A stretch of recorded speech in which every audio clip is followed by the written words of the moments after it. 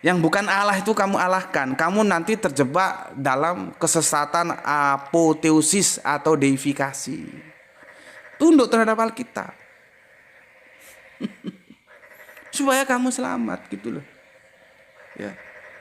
Makanya setiap pernyataan-pernyataanku yang menukil Alkitab itu kamu cek, kamu uji, bener nggak? Kalau nggak kita berdebat. Gitu loh. Ya. Oke ya, anomius gitu ya.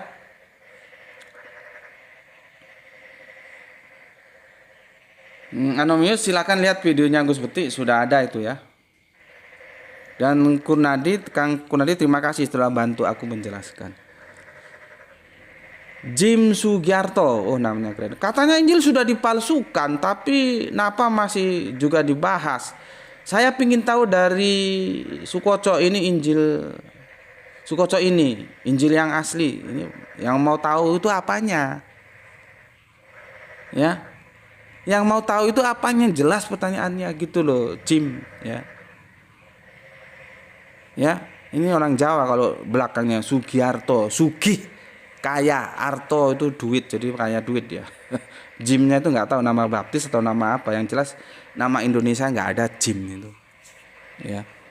Ya mungkin nama baptis ya. Jadi katanya Injil sudah dipalsukan ya. Yang namanya dipalsukan ya, itu kan kamu masih bilang katanya. Jadi aku nggak bisa komentari. Kita nggak bisa bicara katanya-katanya. Ya, coba kamu tanya ya, atau kamu cari informasi Injil dipalsukan tuh di mana? Terus definisi palsu itu apa? Itu nanti ribet lagi bahasanya. Apakah ketika di dalamnya sudah bercampur antara yang firman Allah dan bukan firman Allah atau mengalami distorsi, itu sudah dikatakan palsu atau tidak? Itu nanti ribet lagi. Ya.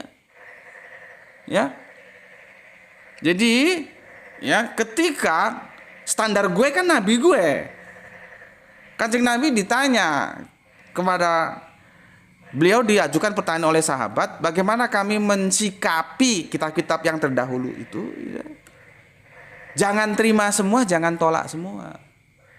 Jadi harus ada uji kesahihan. Itulah kenapa sebabnya aku sangat setuju terhadap apa yang disampaikan Pak dosen Kahar, dosen Institut Injil Indonesia dalam diskusi Islam Kristen, dan sudah aku jelaskan di yang itu videonya dicolong sama salah satu orang gitu ya, tanpa izin dia download dan dia unggah di channel dia. Maksudku mbok ya izin gitu.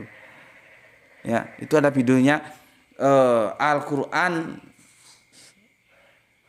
bagaimana ya videonya?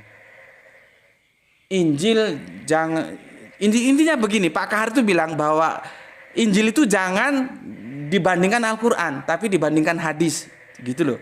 Jadi tajuknya kalau nggak salah Injil setara hadis atau gimana gitu. Kamu cari, sudah aku jelaskan di situ. Kenapa? Karena ada uji kesahihan. Kanon itu kan uji kesahihan gitu. Maka akhirnya yang lolos 4 itu tadi, Matius, Markus, Lukas, Yohanes. Seharusnya kitab suci nggak ada uji kesahihan, yang sahih semua. Al-Quran tuh nggak ada uji kesahihan, dia sahih semua. Gitu loh. Ya. Akhirnya dikatakan oleh si bapak bahwa Injil itu jangan dibandingkan dengan Al-Quran, tapi dengan hadis. Jadi hadis. Kalau hadis itu ada uji kesahihan, ya, yang benar kita terima, yang salah kita tolak. Gitu loh. Ya. Pesan Nabi jangan kamu terima semua, jangan kamu tolak semua. Terus apa landasan menerima dan menolak? Kan harus ada pijakannya. Ya tentunya teman-teman Kristen berat hati, ya, tidak menerima yang tidak apa-apa, tidak diterima. Aku hanya menjelaskan. Apabila pernyataan-pernyataan, ya, yang ada di dalam Injil ini selaras, senada, seirama dengan Al-Quran, maka kita terima. Contohnya Markus 12:29. Sema'u Israelu Adonai Elohenu Adonai Ehad. Itu kita terima. itu setara dengan kul huwallahu ahad. Ehad, ahad. Lidahnya beda, tapi spellingnya mirip-mirip karena satu bapak Abraham.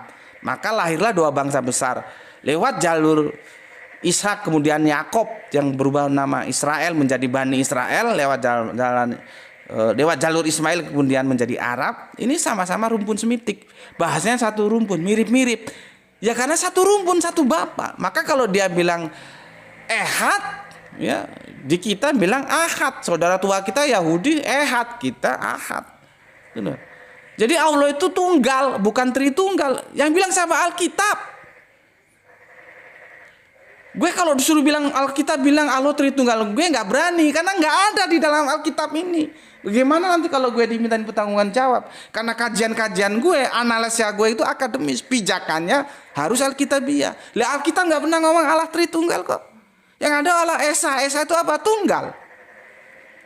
Itu kan dikutip dari pernyataan Musa 750 tahun yang lalu. Musa sudah sampaikan kepada Bani Israel. Sema'u Israelu Adonai Elohenu Adonai Ehad. Maka ketika Yesus ditanya lagi kepada Bani Israel 750 tahun kemudian diuji. Orang Israel lihat, waktu Yahudi lihat, ini ada anak cerdas amat sih. Ayo kamu tahu terus, coba uji dia. Ditanya, hukum apa yang paling pertama? Maka ini hukum utama, nanti ada hukum kedua yang kita bilang kasih. Lalu Kristen kalau nggak tahu hukum pertama, hukum kedua, ya repot juga gue jelasin. Maka dalam hukum kasih itulah terbangun humanisme. Kita harus saling hormat. Makanya gue bilang agama itu hadir untuk dihormati. Meskipun lu tidak imani, tapi lu harus hormati. Itu loh. Ya. Kalau mau dibicarakan buka dalam ring akademi seperti ini. Itu boleh dibicarakan. Kalau dalam hal sosial, aplikatif nggak boleh, jangan. Nanti orang tersinggung. Gitu loh ya. Jadi ya kembali lagi Kang Jim ya. Parameternya tentu Anda tolak, enggak apa-apa. Parameter kami ya Al-Quran. Jadi pernyataan-pernyataan di dalam Injil, kalau dia senada selaras dengan Al-Quran kami terima, kalau enggak ya kami tolak. Gitu. Ya Kang Mas ya.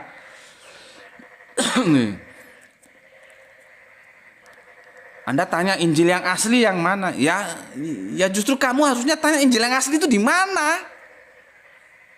Injil yang diimani, yang dinyatakan dalam Al-Quran itu adalah sebuah firman yang diwahyukan ya kepada Kanjeng Nabi Isa, yaitu Injil yang itu kemana? Lah aku tanya kemana sekarang?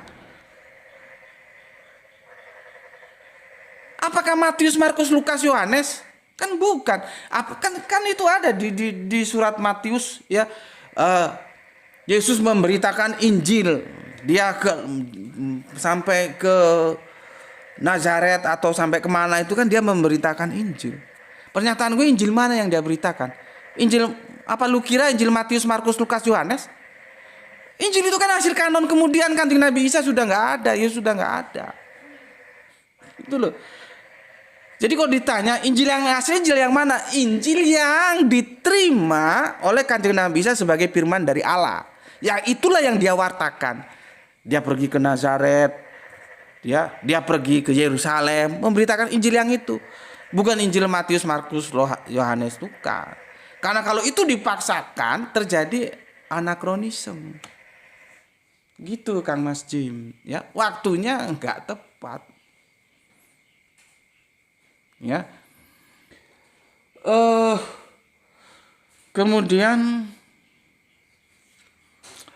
banyak sekali ya yang aku enggak sempat.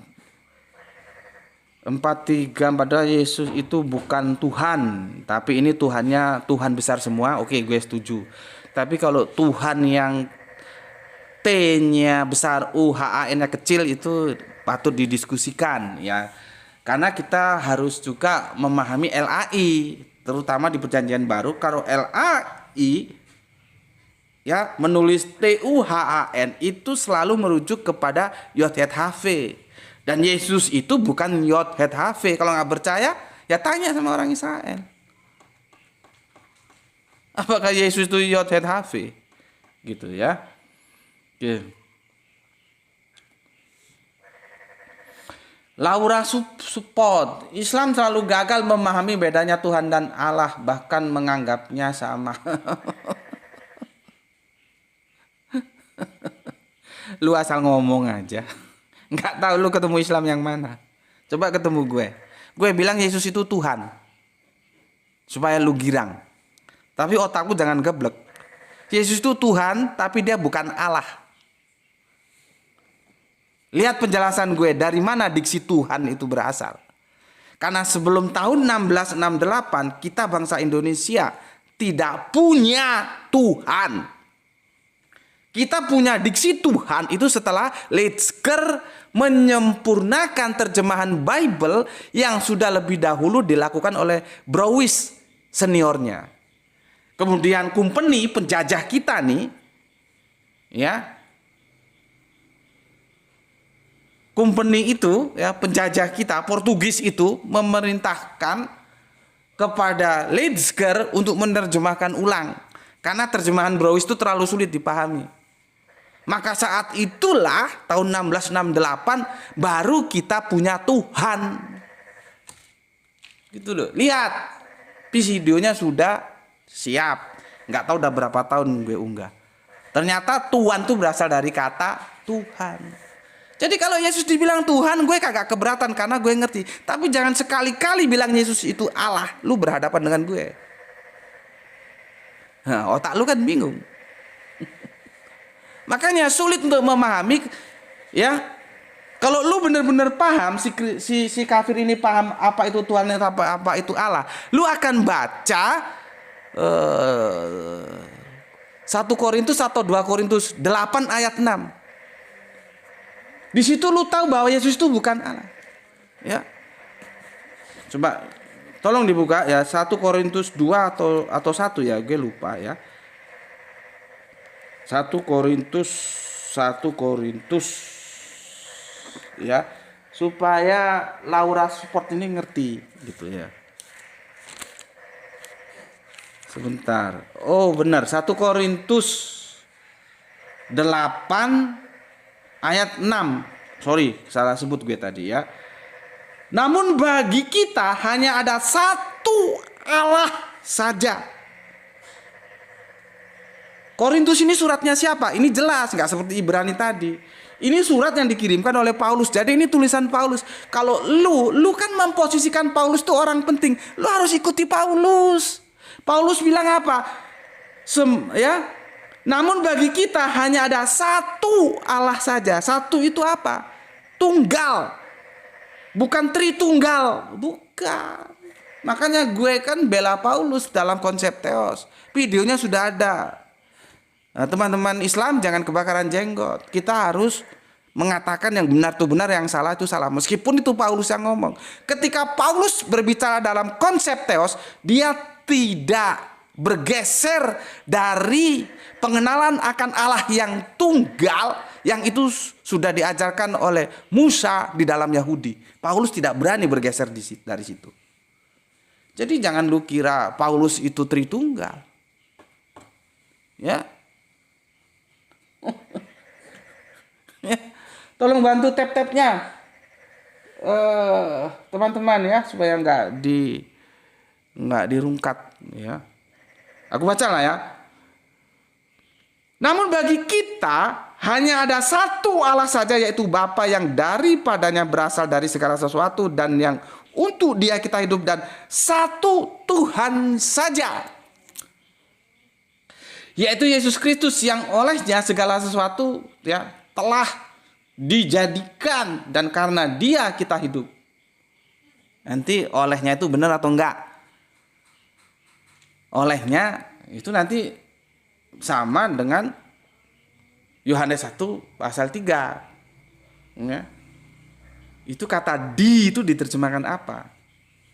Di Yunani maksudnya, di Gerika. Itu kalau mau tarik Yohanes 1 pasal 3 itu tarik ke bahasa Gerikanya, itu ada diksi di, itu artinya apa sebetulnya? Oleh atau melalui. Gitu, ya. Oke. Jadi kalau baca Yohanes 1:8 ayat 6, orang kepalanya bisa muter karena dia nggak tahu. Sudah dikatakan ya oleh Paulus bahwa satu Allah saja, tiba-tiba muncul satu Tuhan saja yaitu Yesus. Terus Allah lu kira pasti Tuhan? Tuhan pasti Allah? Atau Tuhan pasti Allah, Allah belum pasti Tuhan? Atau Tuhan pasti Allah, Allah pasti Tuhan? Muter kepala lu kalau lu goblok nggak tahu. Ini ceritanya perang psikologis, ya. Ketika masyarakat di Korintus itu terjadi gospel fikir ya, perang pemikiran gitu. Ketika agama-agama pagan itu sudah punya sesembahannya masing-masing, agama kan dulu kan pagan gitu, ya. Lalu sebagai pendakwa Paulus itu memberikan penjelasan kepada jemaahnya supaya mereka tidak gamang. Jangan sampai syirik seperti pagan-pagan itu. Maka dikatakan, bagi mereka memang banyak Allah. Bagi mereka banyak Allah. Karena mereka melakukan apoteosis. Mereka melakukan deifikasi. Mereka mengalahkan yang bukan Allah. Tapi bagi kita hanya ada satu Allah saja. Kurang hebat bagaimana Paulus? Satu itu tunggal, bukan tritunggal. Nanti berikutnya satu Tuhan saja. Siapa itu Yesus? Otak lu munyer. Karena lu kira kalau Tuhan pasti Allah gitu. Bagaimana mungkin kalau Tuhan pasti Allah sudah dinyatakan satu Allah saja, terus muncul satu Tuhan saja. Dan deskripsinya sudah jelas. Bapa itu Allah. Yesus itu anak, dia bukan Allah, dia anak Allah. Anak Allah dengan Allah anak itu beda pemahamannya, bos. Gitu loh. Alkitab itu mengatakan anak Allah, bukan Allah anak. Kalau Allah anak, meskipun anak-anak, dia Allah. Gitu loh. Tapi kalau anak Allah, itu belum tentu Allah. Dan pasti bukan Allah karena anak. Nanti pemahaman anak, lihat bagaimana saudara kita Yahudi memahami istilah anak.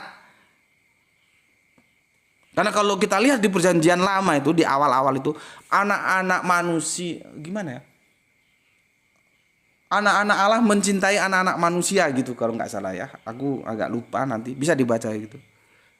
Orang bingung otaknya, gimana ini anak-anak Allah kok mencintai anak-anak manusia? Kalau kamu bingung, tanya kepada saudara tua kita Yahudi. Seperti gue bingung, maka gue tanya kepada Yahudi. Bagaimana memahami itu? Gue tahu bagaimana memahami konsep anak di dalam pemikiran Yahudi. Makanya mereka tetap terjaga. Pengenalan mereka akan Allah itu melalui sebuah pengalaman yang diajarkan oleh Moses. Makanya mereka itu dengan Islam matching. Tidak pernah mengalahkan yang bukan Allah. Tidak pernah melakukan deifikasi atau apoteosis.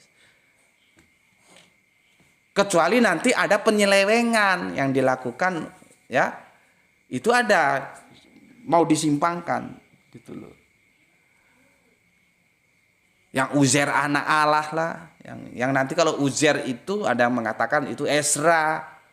Itu nanti lain-lain, enggak tahu sudah kita bahas atau belum. Ya. Sudah habis belum ini komentarnya supaya dia enggak punya hutang. Jadi itu Laura ini cewek ya, Dinda Laura ya. Jadi lihat dulu ke dalam. Lihatlah ke dalam sebelum bicara. Kata Ebit kan begitu. Itu hadisnya Ebit ya. Lu paham enggak tentang apa itu Tuhan, apa itu Allah? Kalau lu paham, lu tidak akan mengatakan Yesus itu Allah.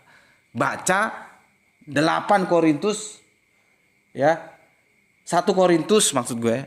1 Korintus ayat 8 pasal yang ke-6. Tapi kalau lu nggak tahu asbabun nusulnya ini kenapa Paulus menuliskan ini seperti yang gue bilang tadi, lu repot tanya sama pendeta-pendeta lu, sama bapak gereja lu, tahu nggak dia bisa jelaskan nggak gitu. Ya, di situ jelas. Deskripsinya jelas. Siapa yang menjadi Allah, siapa yang menjadi Tuhan, gitu loh. Jadi kalau lu bilang orang Islam paham banget. Ya. Kalau lu bilang nggak paham, ya gue nggak tahu. Sampai lu bilang gagal memahami bedanya Tuhan dan Allah, gue nggak tahu. Islam yang mana yang lu tanya? Ya, semoga ya semoga bisa dimengerti lah penjelasannya. Lu mau terima mau tolak itu urusan lu, bukan urusan gue. Gue hanya menyampaikan. Oke. Sepertinya sudah nggak punya hutang ya, sudah gue jawab semuanya ya. Coba sih gue cek sekali lagi. Oke, Laura Spot terima kasih ya, dan gue sudah jelaskan. Untuk yang lain dan untuk berikutnya silakan berkomentar, tapi yang itu dalam bingkai akademis ya, nggak perlu saling hujat, saling ini, ndak perlu. Ya, apakah kalau lu hujat terus orang itu berpindah menjadi ikut agama lu? Kan nggak juga. Makanya gue bilang saudara-saudara Islam gue juga nggak perlu menghujat, karena orang lain itu nggak mungkin menjadi Islam kalau dia kita hujat. Ya, orang akan tambah tersinggung dong. Ya, cuman kan gue itu ngomongnya tegas. Ada yang bilang memang beda-beda tipis ya. Seperti orang bilang, gue seperti itu kok sombong. Bukan sombong, gue tegas. Memang antara sombong dan tegas itu beda-beda tipis. Karena tegas itu percaya diri. Sombong dan percaya diri itu beda-beda tipis. Kenapa gue percaya diri? Gue belajar. Gue belajar Bible. Meskipun gue belajar otodidak. Gue tanya kepada romo, kepada pendeta, kepada siapa saja yang menurut gue kompeten untuk ditanya. Baru gue ngomong. Makanya gue percaya diri. Kalau nggak ngerti apa-apa terus sok-sokan percaya diri, itu namanya geblek gitu loh. Ya, oke. Terima kasih untuk saudaraku semuanya, baik yang ada di channel TikTok dan channel YouTube. Kembali lagi aku sarankan, mohon dimaklumi aku nggak bisa baca komen yang ada di TikTok, karena bagaimana mungkin aku baca dan aku menjelaskan ya. Makanya kalau mau berkomen dan mendapatkan apresiasi ya, silakan masuk ke channel YouTube. Nanti kan ini diunggah ya, dari yang record, yang live. Ya, yang live kalau ada putus-putus audionya, insya Allah audionya bagus ya, videonya kurang bagus nanti lihat yang edisi record ya. Silakan komen di sana, nanti kalau memenuhi standar akan aku bacakan dan aku beri jawaban gitu. Ya, akhirnya habis waktu untuk menjawab pertanyaan-pertanyaan yang ada, tapi nggak apa-apa karena itu juga menurutku perlu ya. Untuk yang Islam dan yang kafir, jawaban-jawaban tadi itu perlu, maka aku jawab. Nggak apa-apa, kita nggak seperti mikrolet di Uber setoran, nggak ada. Kita independen kok ya. Gue seperti itu independen, nggak ada yang berani paksa-paksa, maksa-maksa, nggak apa. Gue mau jelasin berapa seri pun itu kan urusan gue, karena gue tidak dalam otoritas siapapun, gue merdeka gitu ya. Jadi santai-santai aja ya. Sudah aku jelaskan, aku nggak punya hutang ya, sudah aku apresiasi semuanya dalam tanda kutip. Tentunya yang diapresiasi yang memenuhi kriteria. Kalau yang enggak, aku lewatin saja. Itu dulu, dan besok kita lanjut lagi ya. Kita masuk bagaimana Al-Quran mengatakan bahwa Yesus itu menciptakan, tetapi Islam sampai detik ini pun tidak pernah mengatakan Yesus itu Allah, sedangkan yang bisa menciptakan itu hanya Allah. Itu gimana penjelasannya? Insya Allah besok akan kita lanjutkan. Sampai di sini dulu karena sudah jam berapa tuh? 9:30 sudah, nggak kerasa ya, sudah lanjut dan aku juga sudah lelah, mau istirahat dulu. Terima kasih untuk saudaraku yang ada di channel YouTube dan ada di channel TikTok ya. Pesan aku, jaga Allah, jaga Kanjeng Nabi, jaga Al-Quran, jaga Islam lewat bingkai keindahan imanmu, tetapi tetap memberi hormat kepada saudara-saudara kita yang memilih jalan lain, karena mereka tetap saudara kita.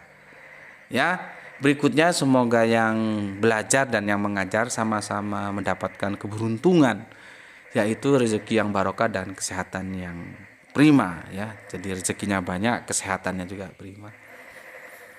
Selanjutnya semuanya yang ngaji bareng di channelnya Gus Peti via TikTok maupun via YouTube, terima kasih atas waktu yang diluangkan.